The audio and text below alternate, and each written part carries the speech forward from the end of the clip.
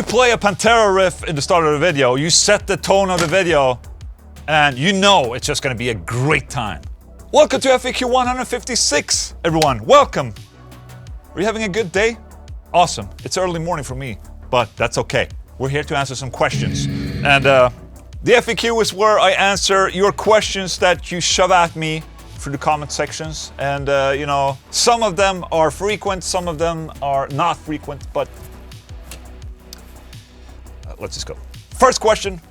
Jonathan Ross, I love how someone unsubscribed to Ola because he's making too many Dimebag videos, and he responds by making 2 of the last 3 videos about Dimebag. Lol. Do you remember earlier in this FAQ? Like 30 seconds ago, I said that when you start a video with Dimebag and Pantera riffs, you know it's gonna be a great video. How about me just making the videos that I want and play the riff that I like? And, you know, if you don't like it, see ya. You know? Let's just play some more Pantera just because of, you know, that guy.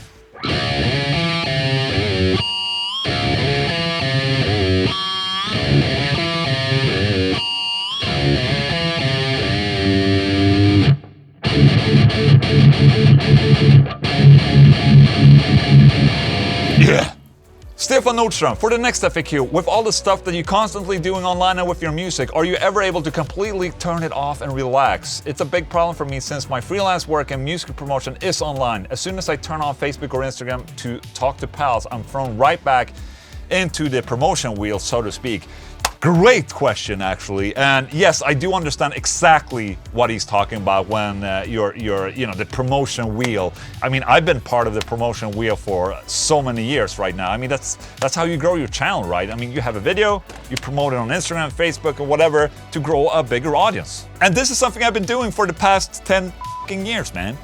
And yes, I definitely have a problem to completely shut it off because, I mean, I'm on my phone every day and I see social media every day.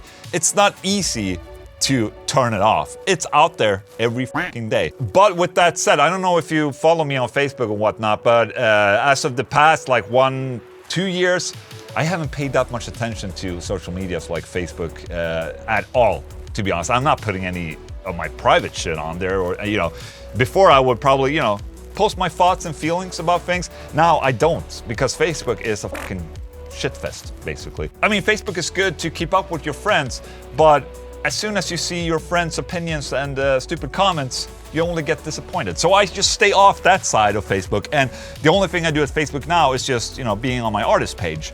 And even at that point, I'm just not doing as much anymore. When I post a video, sure, I'll post a link on the Facebook and Instagram. That's it, basically. So I've already sort of, you know, shut off the social media side of things a little bit. I mean, YouTube is my platform. That's where I post my shit and my stuff. And Facebook and Instagram is just a small mirror of what I do on YouTube, basically. So yeah, I completely understand what you're saying, though. I mean, if you're an up-and-coming band or up-and-coming YouTuber or social media guy or whatever you want to do, I mean, that's the way to go forward, just to be everywhere, man. That's how you get a new audience today. I mean, obviously the music and the content has to be great too, but it absolutely helps if you know how to use social media. Just saying. But even so, that I'm not using Facebook and Instagram that much anymore. I mean, it's part of what I do every day. It's part of my job. So yeah, I can't completely shut it off. But I do have plans now for this summer to maybe take a little bit of vacation, as in, you know, not create any type of content for a month or so. And I'm planning ahead for this. I think I deserve a month of not posting anything. You know? Yes. Great. Alejandro Cisneros, for the next FAQ. Hi Ola, could you show us your tattoos? Thanks. By the way, I'll receive tomorrow my new and first solar guitar. Why did you cross over first there? Does it mean that it's not the first? A1.6 LN1, I'm really excited about it. Grains from Germany. That's awesome. I can show my tattoos. I've done this so many times now, I don't know, but I have so many new tattoos. But yeah, as you might have seen, the past year, I've gone and tattooed myself on the arm that was basically blank. I thought it was a good opportunity because, you know, I don't know why it was a good opportunity. Maybe it's because I'm 40. You know, it's midlife crisis, and I have to try and stay cool. So I go and tattoo myself. Maybe that's it. Anyways, here, it's... I don't know which camera's good. Let's just do this one. So this arm right here, let me take off my beautiful Apple Watch. I love so much. Siri. Oh, fuck me, Siri. Fuck me. Talk to me, Siri. Kan du beställa en quarter pounder cheese? What? Siri. Am I cool? Jag tror inte att jag förstår. Okej, jag tar det på svenska. Siri. Är mina tatueringar coola? Jag kan inte svara på det. Finns det någonting annat som jag kan göra för dig? Completely useless. Holy shit. Okay. Anyways, so this arm that I've been doing right now is made by Mr. Dist, who is an incredible tattoo and artist in Örebro. So that's where I've been for the past year. He's basically making a sleeve. And, you know, when we talked about, okay, what do you want to do? Like, what, do you have anything, you know, life memory that you need to go and, you know, tattoo on yourself? Something that means something for you? Because that's what tattoos are, right? It's like usually something that happened in your life, something you're proud about and stuff like that. And I'm like, no, I want skulls and shit. So there it is. It's basically skulls and shit.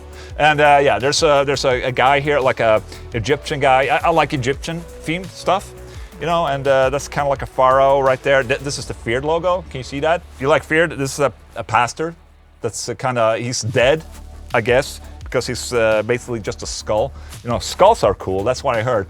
And yeah, and on the other side, there's a bunch of teeth, because I mean, teeth are kind of cool too. You know, teeth are part of the skull. That's what we figured. And then on this side, it's basically a bunch of bullshit that I already showed in another video. So there you go. Those are my tattoos. I don't have tattoos anywhere else other than on my arms. And we'll just see what happens.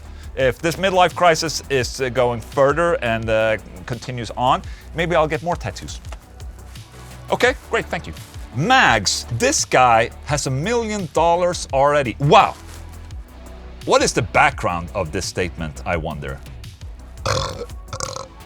I'm thinking maybe this guy has gone to Google, you know, and Google, you know, let's just Google my name. I think this is where he might have seen my Ola Englund Google net worth, which is, it's so accurate, I think. Okay, so when you search for Ola Englund, it says Swedish musician, net worth, how tall is Ola Englund? Washburn, Ola Englund, Ola Englund YouTube, Ola Englund shop, Ola Englund Metallum, height, wife, star singer. Okay, makes sense. Net worth, let's go. So how much is Ola Englund worth at the age of 39 years old? Ola Englund's income source is mostly from being a successful. Everyone. Okay. He is from Sweden. Net worth in 2020, $1 million to $5 million. Cars, not available. Okay. Source of man. There it is. Holy shit. Libra? Yeah, that's right. I'm a Libra. He is a member of Famous with the age 39 years old group. The English is so legit that I know for a fact that this is a website you can trust. Okay, Ola Englund height and weight measurement. Why isn't this available? Who is Ola Englund's wife? Louise Englund. Okay. Net worth. Okay. Salary in 2019 under review. Shit, so someone is reviewing what I'm making. That is fucking creepy as hell. But net worth in 2020, $1 million to $5 million. Where do I see this money? That's what I wonder. Ola Englund has also viewed Show Cook. Oh, sorry, is this a celebrity? It's a very unfortunate name if you're a Swede, just saying. This means dick right there, the last name. South Korean liberal politician. Maybe I should head out of that. I don't want to talk about politics. Okay. Okay, people, let's check. What else is there about Ola Englund on Google? Does Ola Englund own Solar Guitars? He has also been part of Scarpoint, Facing Death, Subside, and Sorcerer. That's a great answer to if I'm the owner of Solar Guitars, because I've also been part of Scarpoint, Facing Death, and Subside at one point. That's great. Who founded Solar Guitars? Ola Englund, learned guitar wizard of YouTube and the haunted, feared fame, has announced his company Solar Guitars. Oh, well, that's correct. Are Solar Guitars good? The build, where do these come from? The build quality is flawless. This is a very well put together guitar. Oh shit, I'm selling this right. I'm selling myself right now. Okay, let's skip. What happens if I click Ola Englund wife? Oh shit. Or there's pictures. I mean, it's good to be able to Google yourself because, you know, sometimes you forget about all these great things. That I'm a band member of At the Gates, for instance. I mean, all of this it's just so accurate and true. Occupation, musician, songwriter, record producer, YouTuber, DJ, and guitarist. Yeah, I mean, there you go. That's what I do for a living. For a Swede, it's, you know, very taboo to talk about money and stuff like that. It's not a very Swedish thing to do. It's because of a thing called jantelagen that we have in Sweden, where basically it's a very cultural thing where you're raised up to believe that you're not anyone special. Zero, hey Ola, question for your next FAQ. Your upstrokes are absolutely incredible. Shit, okay, thank you. They sound just as heavy as your downstrokes. What is your secret? By the way, your positive attitude is so refreshing and inspiring as your guitar playing. I wish I had discovered your channel earlier. Oh, well, that's a very nice thing to say. Thank you so much there, Zero. I don't think my upstrokes are anything in particular, but I do think that in the way that I pick, you know, with this weird back, I do get sort of similar sounding upstrokes. They're very similar sounding to my downstrokes, so you might not hear as much that I'm doing, you know, down picking versus alternate picking. So if I go down picking, switch to alternate picking.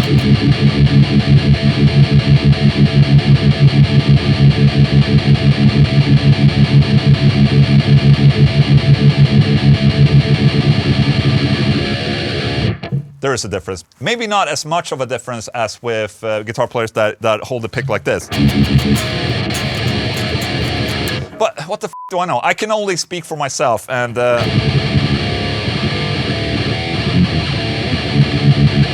obviously the upstrokes are going to sound different because you're hitting the higher string before.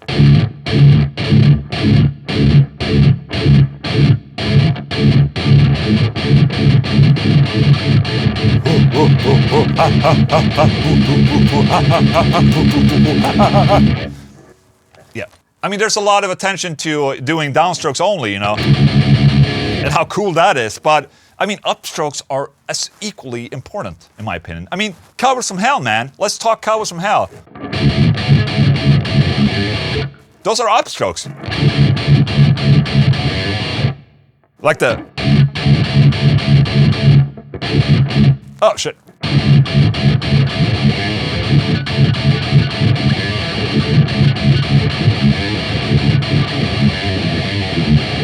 So I mean, upstrokes do have some sort of flavor to it that is that often gets lost. But downstrokes are obviously the most manliest thing ever on guitar playing and for guitar players.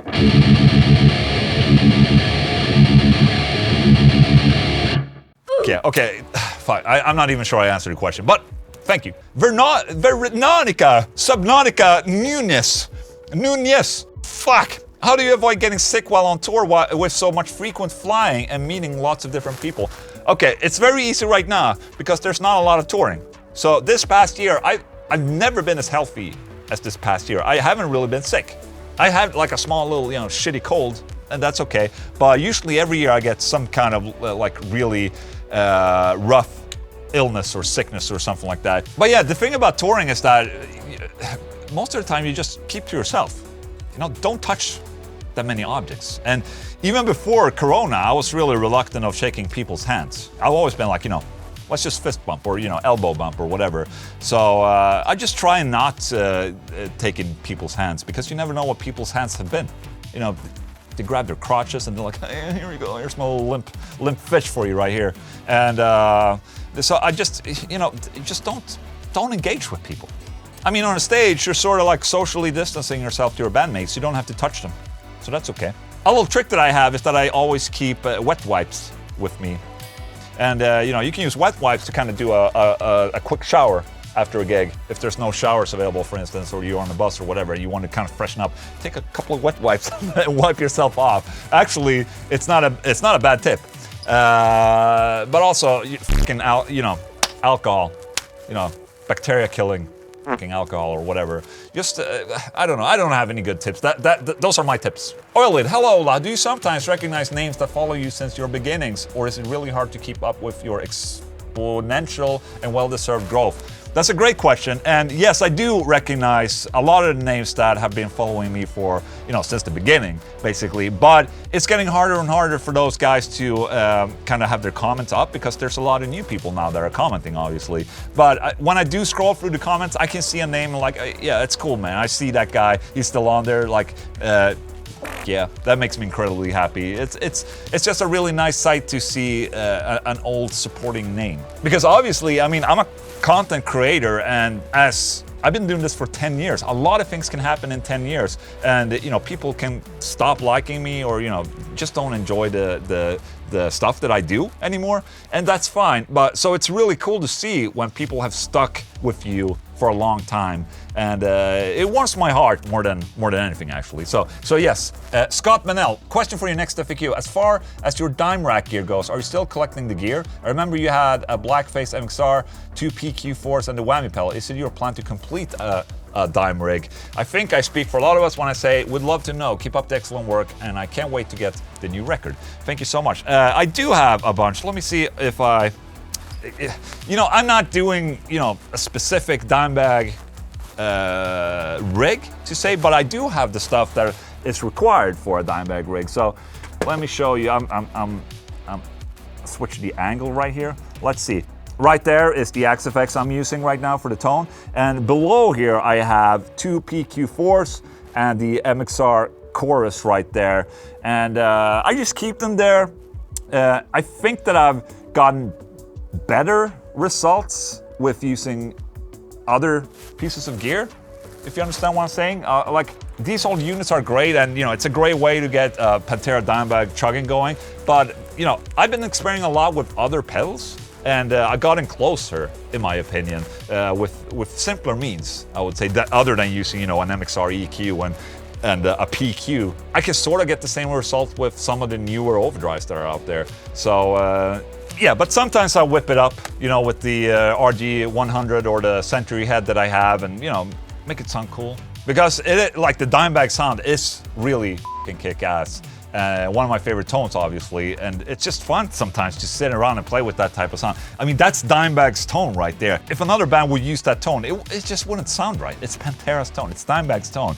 And even if it doesn't fit me and what I do, it just, man, it's just so much fun. It's such a great tone, and I love it. Jules, question for our next FAQ. Any tips on improving rhythm playing? I'm reaching an intermediate-ish skill level, but I'm mostly self-taught. But most online courses seem to focus heavily on lead and melodic concept, which is fine, but I really want to improve rhythmically, working on the riff challenge confidence. Keep it up. Oh, that's great. Just like when you're practicing leads, you also have to practice rhythm. And just as with practicing leads, it's also very important to practice slow with rhythm. So it doesn't hurt to practice with a metronome, man. Can I put on that metronome? Oh shit, that's fast. So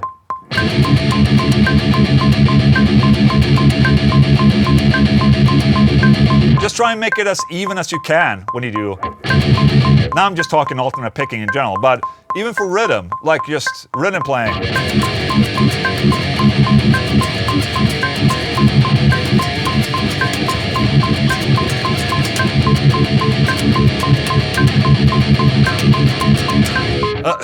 Man, I was not ready for this tempo. It's 220 right now.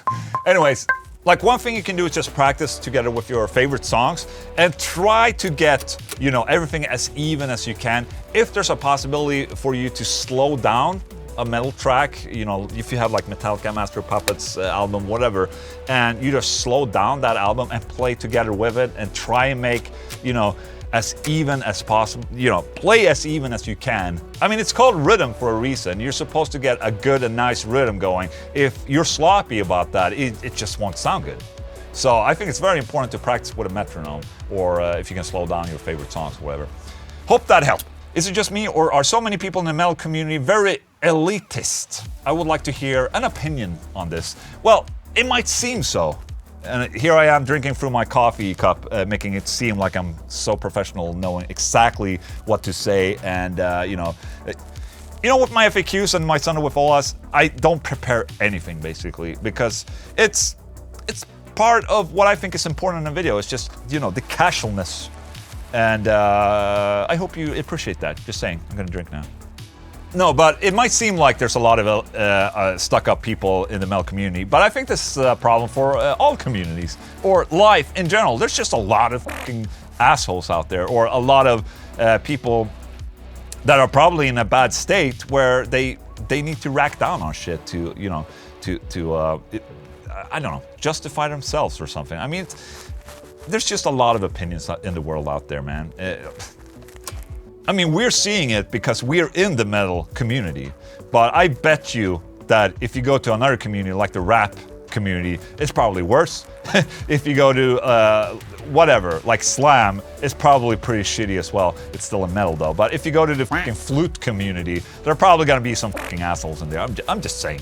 Just acknowledge the fact that yes, there are assholes in this world. We just have to learn how to deal with them. And thank you. Andrew Page, it is predictable that every video will cover Dimebag. We get it. You like Pantera. I'm gonna be leaving this channel since it's just a Dream Theater Pantera jerk session.